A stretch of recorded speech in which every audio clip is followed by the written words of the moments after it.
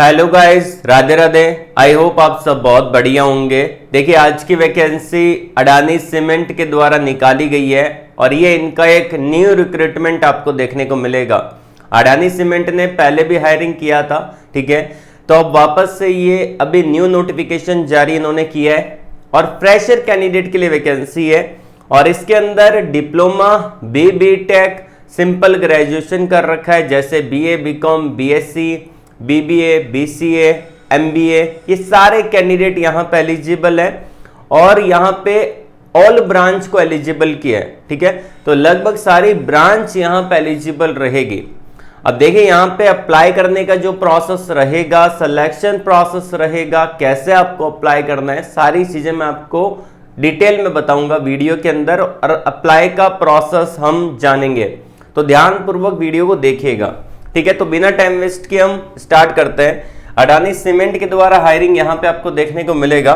Directly आपको लेके चलता हूँ इनके ऑफिशियली नोटिफिकेशन की तरफ, तो वीडियो को लाइक कर देना, ठीक है। और चैनल पे पहली बार विजिट कर रहे हो, चैनल को सब्सक्राइब और बेल आइकन को प्रेस कर लीजिएगा।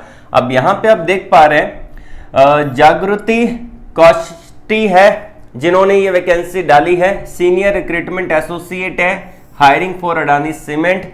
इन्होंने ही वैकेंसी का अपडेट दिया है एक दिन पहले, ठीक है, और ये लिंक्डइन पे दिया गया, जाके आप खुद चेकआउट कर लेना, ठीक है। अब इसके अंदर कुछ एलिजिबिलिटी क्राइटेरिया है जो जानना जरूरी है।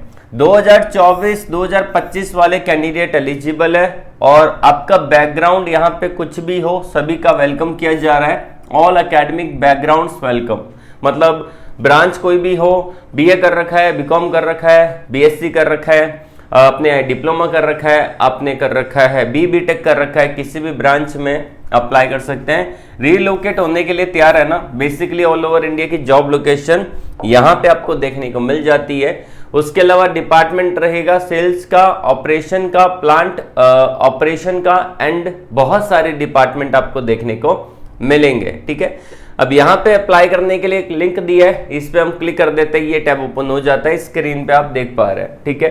तो ये जो फॉर्म दे रखा है, इस फॉर्म को आपको अच्छे से फिल करना है।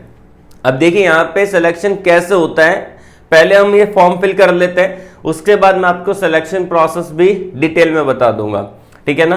तो इसका लिंक भी मैंने आपको वीडियो के डिस्क्रिप्शन में दे रखा है, तो आप यहाँ पे देख सकते हैं। ये हायरिंग है अडानी सीमेंट हायरिंग अलर्ट और opportunity for fresher and any graduate.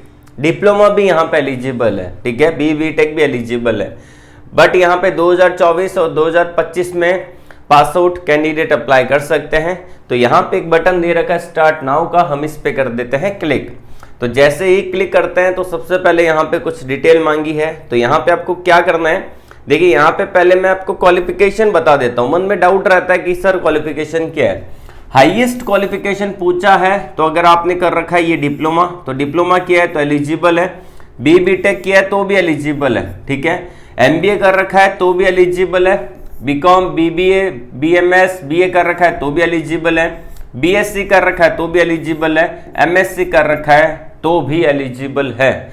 तो ये सारे कैंडिडेट यहाँ पे एलिजिबल है।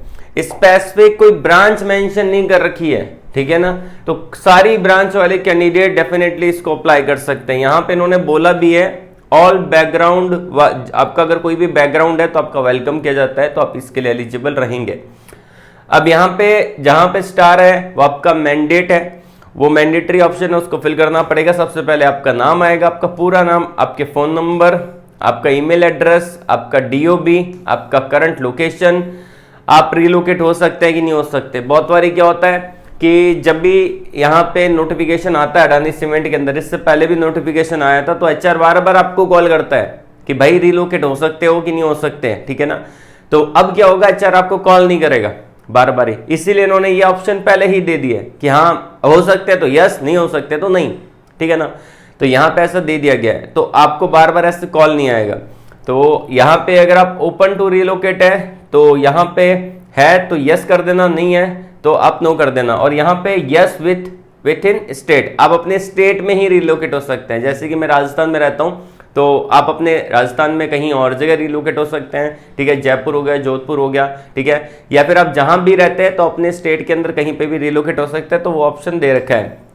उसके बाद यहाँ पे yes with in cluster, example south cluster, north cluster, तो उसके अकॉर्डिंग, ठीक है। और यस एनीवेयर इन इंडिया, तो इंडिया में कहीं भी जगह मेरे को भेज दो, मैं रिलोकेट हो जाऊंगा, ठीक है ना। उसके बाद हाईएस्ट क्वालिफिकेशन पूछा है, तो जो भी आपका क्वालिफिकेशन है उस पर टिक कर देना, ठीक है। उसके बाद पूछा गया यहाँ पे आपका स्पेशलाइजेशन, जो भी आपका स्पेशलाइजेशन है वो आप यहाँ पे डाल सकते हैं। जैसे कि फॉर एग्जांपल दिया है बी टेक सिविल और मैकेनिकल ईटीसी, जो भी आपकी ब्रांच है, लाइक आपकी ब्रांच है मैकेनिकल है, इलेक्ट्रिकल है, सिविल है, सिरेमिक है, जो भी ब्रांच है वो आपको यहाँ पे डाल देना, ठीक है ना। और यहाँ पे एक चीज ध्यान रखिएगा कि जिन्होंने बीकॉम कर रखा है, बीबीए, बीएमएस, बीए कर रखा है, उनको यहाँ पे एनए फिल करना है, क्योंकि उनका कोई स्पेशलाइजेशन नहीं होता, तो आप यहाँ पे एनए फिल कर सकते हैं। देखिए बीएससी का स्पेशलाइजेशन होता है, बीएससी की फिजिक्स में भी होती है, बीएससी केमिस्ट्री में भी होती है, बीएससी मैथमेटिक्स में भी होती है। तो यहाँ पे अगर बीएससी कर रखा है तो आप अपना स्पेशलाइजेशन डाल सकते हैं। एमबीए का भी होता है, मार्केटिंग एंड फाइनेंस में होता है, ठीक है, एचआर में होता है। तो आपका अगर स्पेशलाइजेशन है तो डालेंगे, नहीं तो उसको छोड़ देंगे। उसके बाद यहाँ पे ग्रेजुएशन का कंप्लीट किया, 2024 में किया, 2025 में किया, जो भी डेट है उसको करेंगे, सबमिट वाला बटन है, इस पर क्लिक करके सबमिट कर देंगे, तो यहाँ पे फॉर्म सबमिट हो जाएगा। तो यहीं तक नहीं रुकेंगे, फॉर्म सबमिट होने के बाद आपको क्या होगा, विद इन 2 to 3 डे के अंदर, मान के चलिए 5 दिन के अंदर अंदर कंपनी के द्वारा आपको ईमेल आ जाता है, ठीक है ना। आपका ऑनलाइन असेसमेंट का ईमेल आता है, और ऑनलाइन असेसमेंट में क्या रहता है ना, बेसिकली बहुत इजी सवाल आता है, ठीक है। तो ऑनलाइन असेसमेंट आपको देना पड़ेगा, ये लगभग आपका 26 मिनट का रहता है, ठीक है ना, 2 पार्ट रहते हैं यहाँ पे। और ऑनलाइन असेसमेंट अगर आपका क्लियर हो गया तो आपका ऑन साइट होगा, ठीक है ना, तो यहाँ पे भी आपको जाना पड़ेगा। अब देखिए मैं आपको एक चीज बता देता हूँ, जो ऑनलाइन असेसमेंट हुआ है यहाँ पे, वही उसी टाइप का यहाँ पे आपका ऑन साइट होगा। बस आपको साइट पे जाना पड़ेगा, वहां पे जाके जो भी वहां के इंजीनियर्स हैं उनकी निगरानी के अंदर आपको एक एग्जाम देना पड़ेगा, एक असेसमेंट आपको देना पड़ेगा, ठीक है ना। ऑनलाइन ऑफलाइन दोनों असेसमेंट क्लियर हो जाते हैं, उसके बाद आपका डॉक्यूमेंट वेरिफिकेशन हो जाता है, ठीक है ना। तो पहले तो एचआर आपको कॉल करता था ऑनलाइन और ऑफलाइन, आपका ऑन साइट असेसमेंट होने के बाद क्या आप रिलोकेट हो सकते हैं। अब आपको एचआर कॉल नहीं करेगा बार बार, ठीक है, कंफर्मेशन लेने के लिए कॉल करेगा, बस एक बार कॉल आएगा, ठीक है। तो यहाँ पे बहुत बड़ी अपॉर्चुनिटी है, अप्लाई कर देना। ऐसी वैकेंसी दोबारा नहीं आती, और जिन बच्चों ने पहले अप्लाई कर दिया है, जिनका आपका ऑनलाइन असेसमेंट हो चुका है, ऑन साइट असेसमेंट हो चुका है, वो बच्चे बार बार अप्लाई मत करिएगा, वो डायरेक्टली रिजेक्ट हो जाएंगे। वही बच्चे अप्लाई करिएगा जो फर्स्ट टाइम अप्लाई कर रहा है, जो पहले अप्लाई नहीं किए, ठीक है।